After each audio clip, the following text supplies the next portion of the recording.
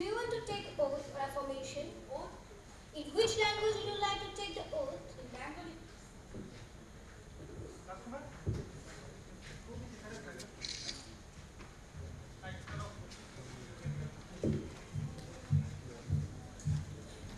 আমি উষসী ভট্টাচার্য যুব সংসদের সদস্যা নির্বাচিত হইয়া ঈশ্বরের নামে শপথ করিতেছি যে বিধি দ্বারা স্থাপিত ভারতের সংবিধানের প্রতি আমি অতঃপর শ্রদ্ধা ও নিষ্ঠা প্রস্ফুট করিব। আমি ভারতের সার্বভৌমত্ব ও অখণ্ডতা রক্ষা করিব এবং যে কর্তব্যভার আমি গ্রহণ করতে উদ্ধত হইয়াছি তাহা নিষ্ঠাপূর্বক নির্বাহ করিব।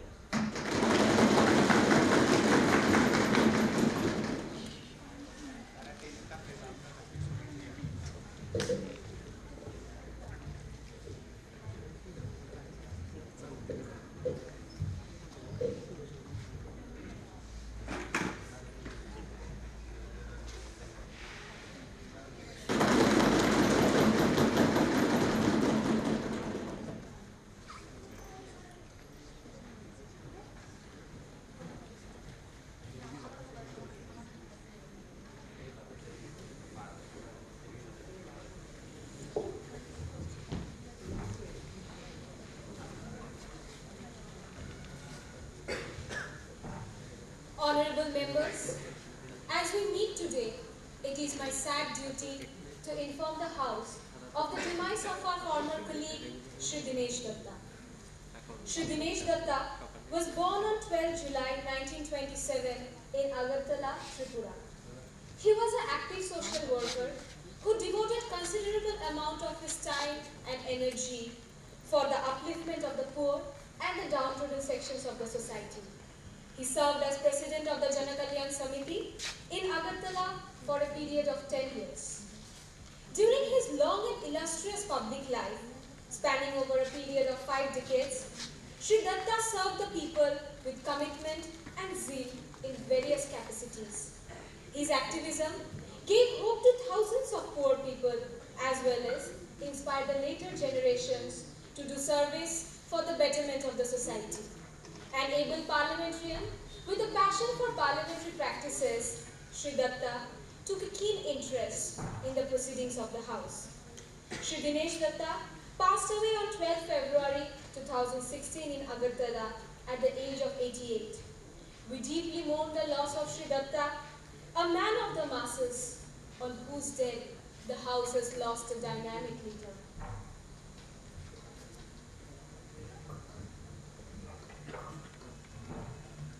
Madam, I rise to pay my tributes to Shri Dinesh Datta, on whose death has been deeply mourned by all.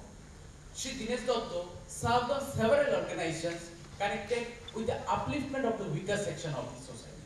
During his long and illustrious career, he focused the attention of the House to the problems faced by the underprivileged and the downtrodden. He took keen interest in propagating various schemes of public welfare. An able parliamentarian, Shri Datta, during his long parliamentary career, lost hardly any opportunity to raise the problems faced by kisans, laborers, youth, and the rural masses. He served on various parliamentary and consultative committees attached with various ministries. His contribution to the society will never be forgotten, and his death is a loss not only for the state but for the entire country. The House has lost a very dynamic leader and a towering personality.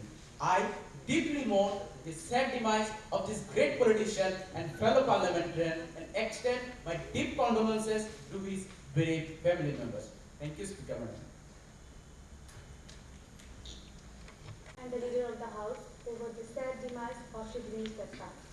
I had the privilege of working with him as a colleague, and what I found his greatest quality was his selflessness. The way he connected with the masses and an undying passion to work for the societal interest. As a prominent social worker, he endeavored to focus all the problems faced by the working classes both inside and outside the parliament. He was deeply involved in the welfare of the backward classes. During his long parliamentary career, he actively participated in the proceeding of the House and also made valuable contributions there too. He is a person who has earned enormous respect throughout the country and also across the political spectrum. The void created by the demise of Shri Dinesh Datta would be difficult to fill. The country has lost an accomplished parliamentarian, a distinguished leader, and a selfless social worker. I would like to associate myself and my party in sending condolences to that bereaved family and seek God's blessings that his soul rest in peace. Thank you, ma'am. The House may now stand in silence for a while to express our deep sorrow.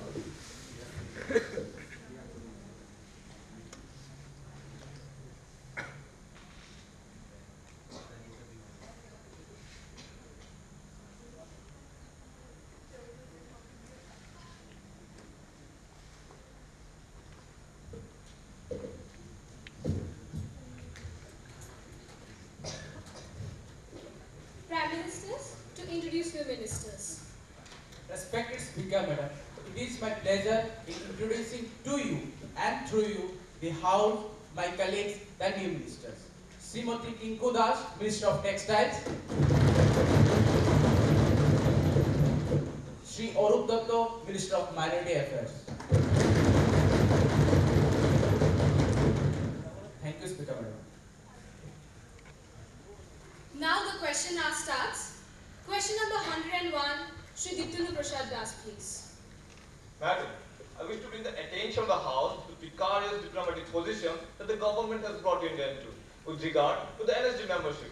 In that context, I want to ask the Minister of External Affairs whether a review of India's interests has been undertaken in light of government's pursuance for membership to the Nuclear Suppliers Group, and if yes, the details thereof and the outcome of the review. Thank you.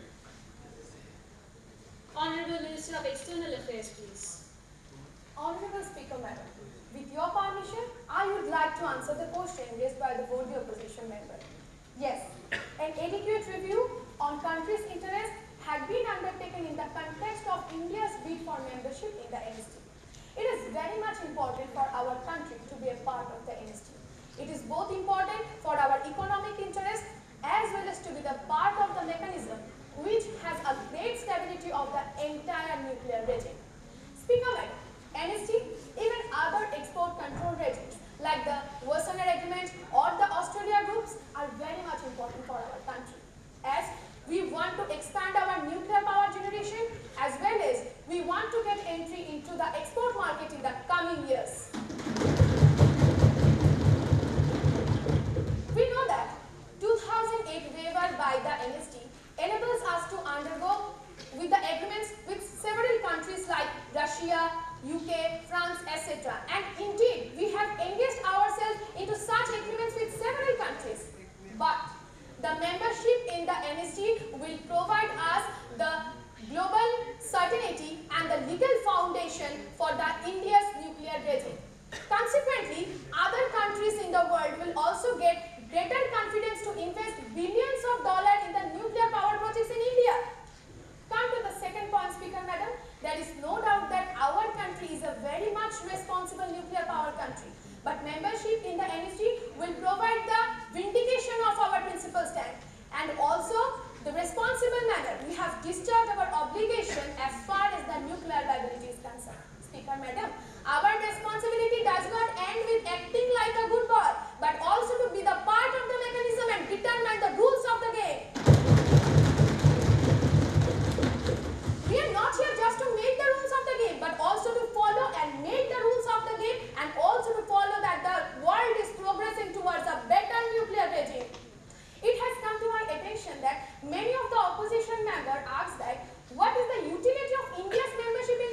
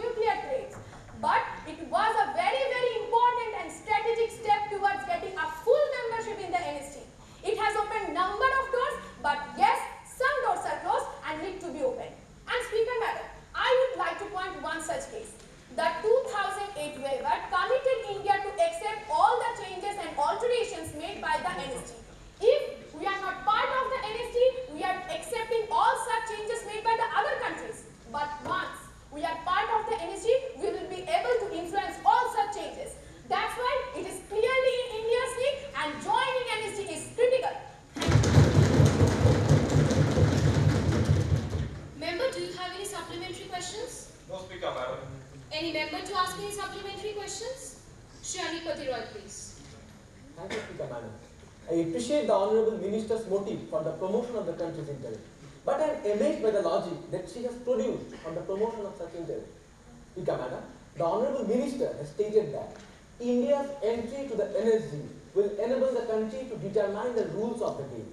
Maybe she should have looked into the manner at which the NSG has evolved throughout the years. Speaker Madam, as the record shows, once the NSG adopts changes, it retains them for over a decade, and it is very difficult to make any changes to the amendment as it has to be made through consensus.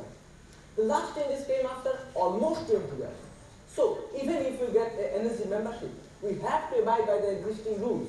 And to think that suddenly we can become a game changer is just a wishful thinking.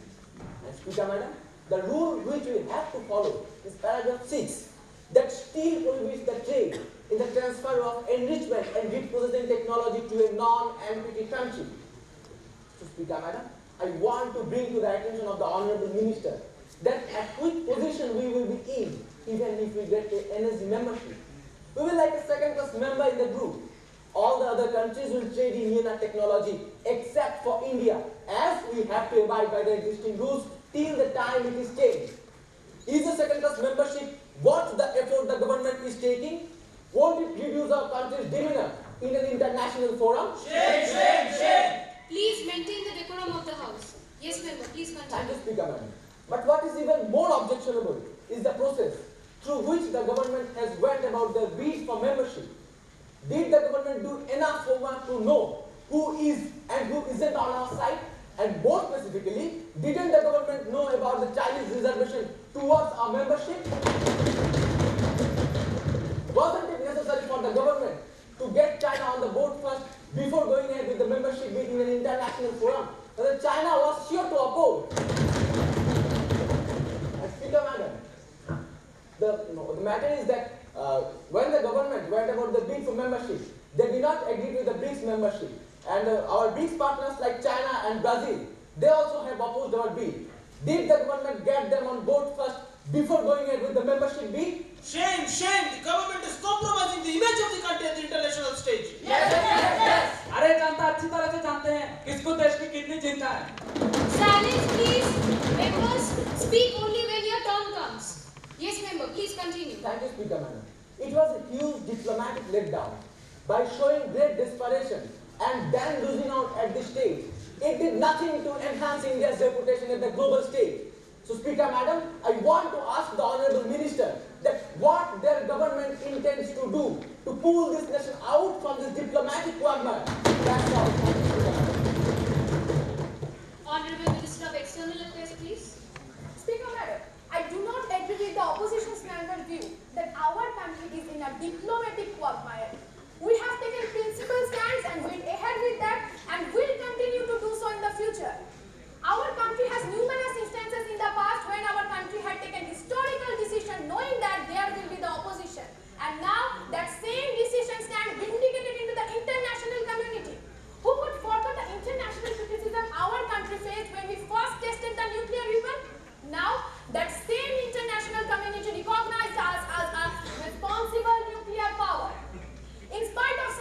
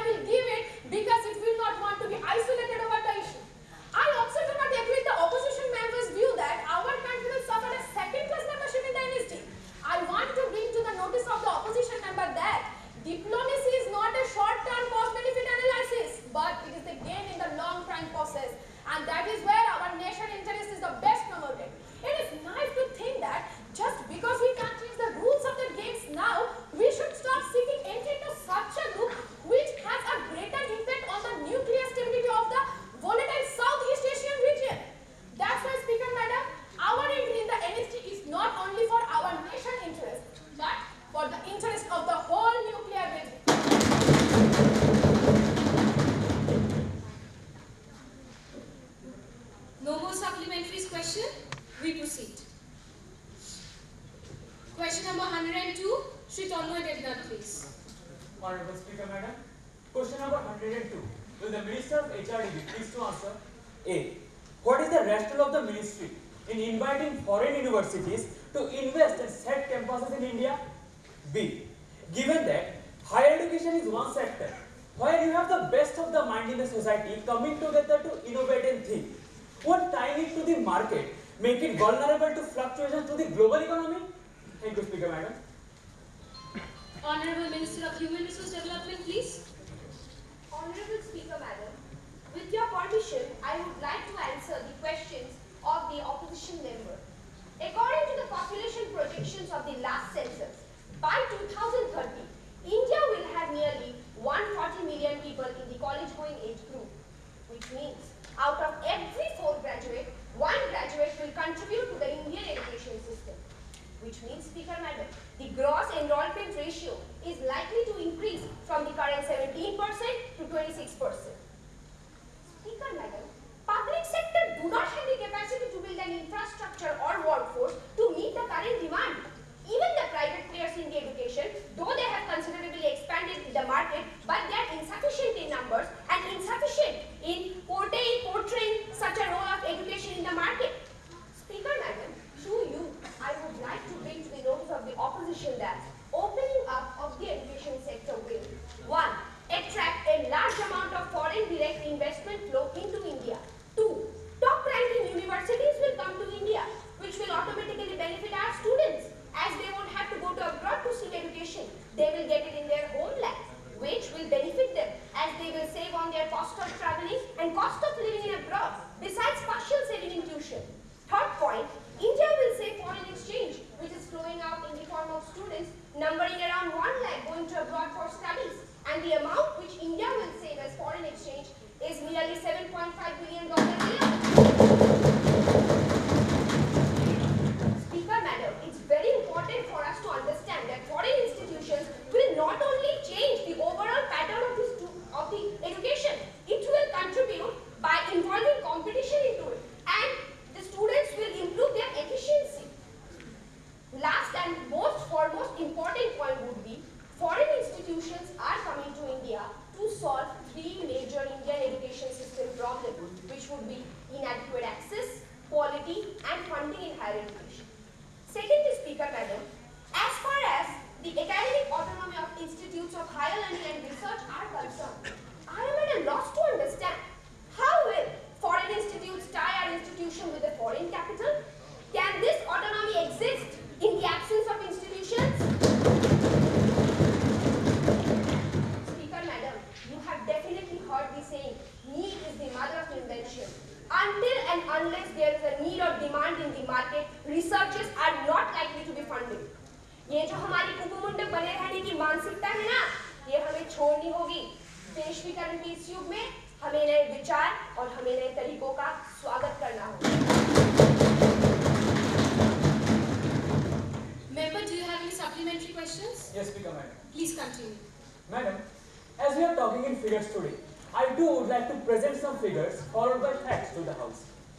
A recent report of the UN on Human Development Indicators states the share of GDP allocated in the last 3 years in India in education sector is 3.8% as compared to the global average of 5% and 5.1% in sub-Saharan Africa. Of this 3.8%, Madam, higher education has received a very meager amount. On the other hand, the tax exemptions given to the corporate houses is more than the GDP spending on health and education sector together. Please maintain silence. Yes, member, continue. Madam, the question is, why is the government itself reducing its funding on higher education despite the demand? The minister seems to be suggesting that the lack of resources is due to lack of funds. However, it seems that the problem is setting up wrong priorities. As the minister herself has made it clear, this foreign university is for those 1 lakh, the 0.0001% of the population, putting the rest of the 99.99% at a greater disadvantage. जवाब दीजिए, जवाब दीजिए। अरे धीरज रखिए, आपको जवाब मिलेगा। अरे पहले सुन तो लीजिए। Silence, please. Members, do not interrupt the speaker. Yes, member, please continue. Madam, according to the ACITE figures, out of 100 school-going children in India, only 6 are able to continue into higher education.